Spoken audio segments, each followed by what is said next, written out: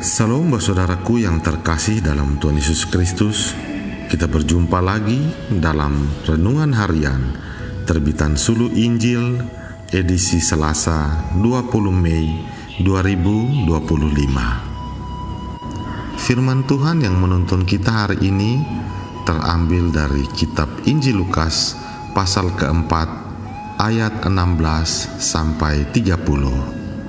Dan yang menjadi nas pembimbing kita terambil dari ayat yang ke-23.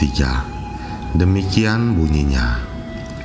Tentu kamu akan mengatakan pepatah ini kepadaku, hai tabib, sembuhkanlah dirimu sendiri. Tema renungan kita hari ini berjudul Budaya yang Memulihkan.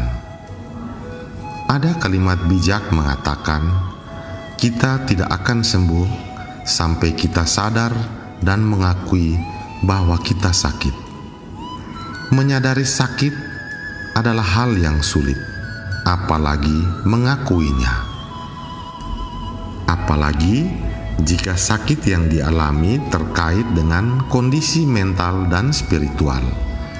Jika sakit fisik, maka orang dengan mudah menyadari dan ingin segera sembuh karena gangguannya nyata, misalnya sakit kepala atau sakit gigi.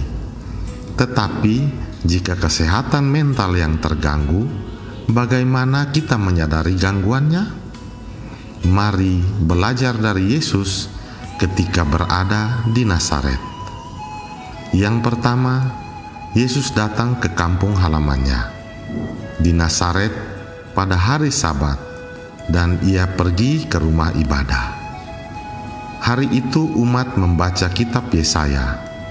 Tiba giliran Yesus, ia membaca nubuat Yesaya tentang seorang utusan Allah yang akan membawa pembebasan dari kemiskinan, tawanan, kebutaan, dan penindasan. Yesus tahu bahwa nubuat itu tentang dirinya sendiri. Tetapi ia juga tahu bahwa bangsa Israel tidak akan menerimanya. Yesus tahu ia ditolak walaupun ia mengatakan kebenaran. Dan Yesus tahu ia dipandang seperti tabib yang butuh kesembuhan, tabib yang sakit. Kita tahu bahwa Yesus adalah tabib yang menyembuhkan umatnya Israel. Israel pun menyadari dan mengakui bahwa mereka sakit. Sebagai bangsa dan agama, mereka menantikan Mesias untuk menyembuhkan mereka. Tapi saat Mesias itu datang, mereka tidak mau mengenalnya. Yang kedua, terpaku ke kejayaan masa lalu dan mengharapkan kejayaan masa depan tanpa menyadari masa kini. Itu menyebabkan Israel tidak mengenal Yesus sebagai Mesias. Yesus menegur mereka dengan mengangkat kisah Nabi Elia dan Elisa. Teguran itu tidak menyadarkan mereka, tetapi malah membuat hati mereka semakin sakit dan bertambah parah. Sukar disembuhkan ketika bukan hanya tidak menyadari diri yang sakit, tetapi juga menolak sang tabib. Jika ditarik maknanya bagi kita hari ini, marilah kita menyadari bahwa dalam praktek kita sedang mengeluarkan Yesus dari dalam budaya kita. Ia tidak menjadi sentral dalam budaya.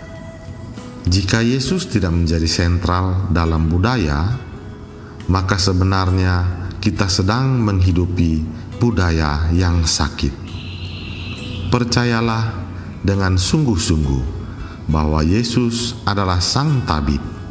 Dia akan menolong kita menyadari betapa parah sakit yang kita derita, dan Dia akan menyembuhkannya, karena Dia adalah sang tabib agung. Amin. Demikian firman Tuhan dan renungan kita hari ini. Terima kasih. Tuhan Yesus memberkati. Salam.